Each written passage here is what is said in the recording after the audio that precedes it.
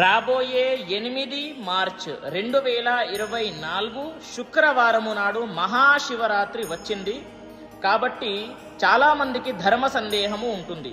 ఆ రోజున ఉపవాసం ఎలా చేయాలి, మరియు ఏది తినాలి ఏది తినకూడదు, శివునికి అభిషేకము ఎప్పుడు చేయాలి, ఇంకొకటి గుడిలో ఇచ్చినటువంటి ప్రసాదము స్వీకరించాలా వద్దా అనేది కూడా చాలా మందికి ధర్మ సందేహము ఉంటుంది.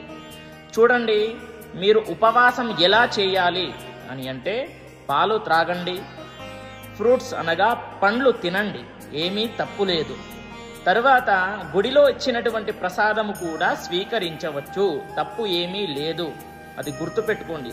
ప్రసాదం ఎప్పుడైనా సరే వద్దు అని అనకూడదు, అది గుర్తుపెట్టుకోండి. మరియు శివునికి అభిషేకము ఎప్పుడు చేయాలి అని అంటే లింగోద్భవ కాలములో రాత్రి 11:30 నుండి 1 గంట సమయములో, ఈ మధ్య సమయములో మీరు అభిషేకము ఎప్పుడైనా సరే చేసుకోవచ్చు. విశేష ఫలితము ఉంటుంది. ఓకేనా? ప్రతి ఒక్కరికి తెలియజేయండి. స్వస్తి. సర్వే జనాః సుఖినో భవంతు.